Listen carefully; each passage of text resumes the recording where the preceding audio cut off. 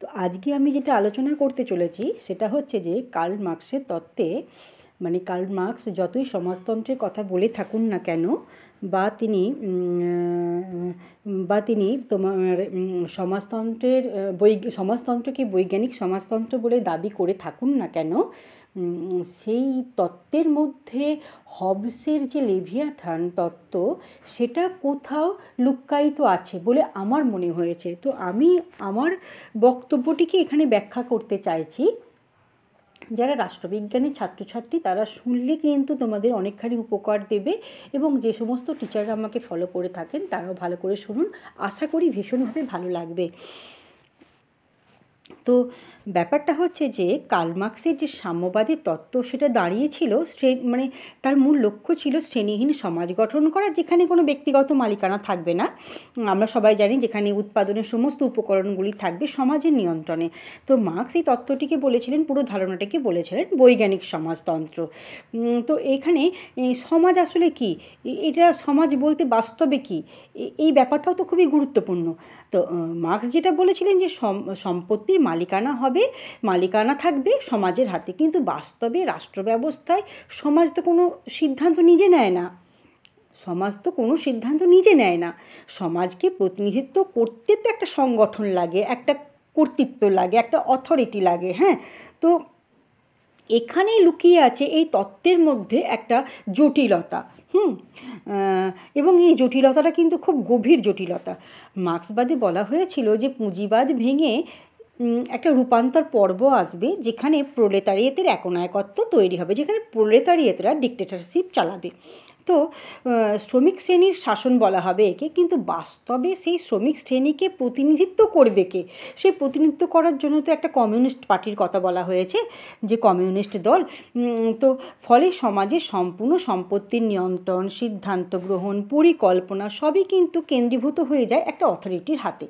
এখন আমরা যদি ইতিহাস ঘেঁটে দেখব সোভিয়েত ইউনিয়ন বা বর্তমানে চীন, কিউবা, উত্তর কোরিয়া, এই দেশগুলোতে কিন্তু এই অথরিটি কিন্তু অ্যাকচুয়ালি পার্টির শাসনে পরিণত হয়েছে বা একনায়কতন্ত্রে পরিণত হয়েছে।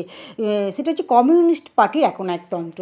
তো এই তত্ত্বে সাম্যবাদ মানে তো সমতা, কিন্তু বাস্তবে ক্ষমতা যখন কেন্দ্রীভূত হয়ে যায় একজন নেতা কিংবা একটি কেন্দ্রীয় দলের হাতে, তখন তো শক্তিশালী রাষ্ট্র বা শক্তিশালী পার্টির আধিপত্য তৈরি হয়, তাই না?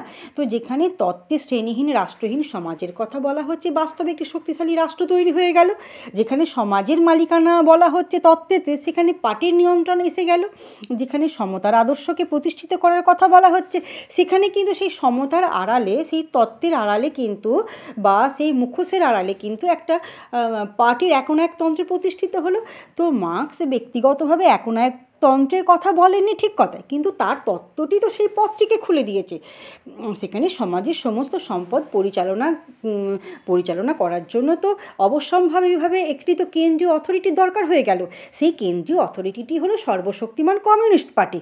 সুতরাং যখন একটা কেন্দ্রীয় অথরিটি তৈরি হয়ে গেল, তখন তো একনায়কতন্ত্র অটোমেটিক্যালি তৈরি হয়ে গেল।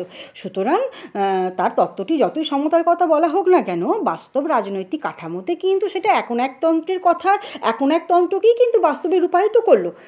এবার এই তত্ত্বের মধ্যে সবসময় আমার মনে হয়েছে হবসের লেভিয়াথান যেন সমর্থন পেয়ে যাচ্ছে। হবসের লেভিয়াথান কিন্তু সবসময় সমর্থন পাচ্ছে, কারণ তার তত্ত্বের কাঠামোতে কোথাও যেন লেভিয়াথান লুকিয়ে আছে।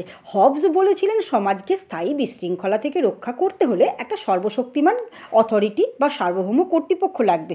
সমাজের সমস্ত ক্ষমতা কেন্দ্রীভূতভাবে থাকবে ওই অথরিটির হাতে।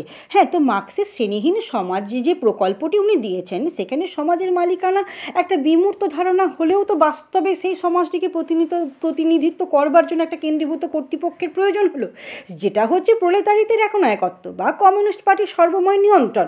তাহলে ব্যক্তিগত মালিকানা যে বিলোপ করা হবে, রাষ্ট্রের ওপর সম্পূর্ণ নিয়ন্ত্রণ, বিরোধী মত দমন করা, পরিকল্পিত অর্থনীতি, এই সবই শেষ পর্যন্ত একটা অত্যন্ত শক্তিশালী রাষ্ট্রযন্ত্র তৈরি করতে সাহায্য করলো, যেটা হবসের লেভিয়াথানের প্রায় আধুনিক রূপ বলতে পারি আমরা। মার্ক্স চান বা না চান, তার যে কেন্দ্রীয় সর্বাধিপত্য ছিল সেটা কিন্তু ওই লেভিয়াথানের প্রায় সমগোত্রীয় বলে আমার মনে হয়েছে।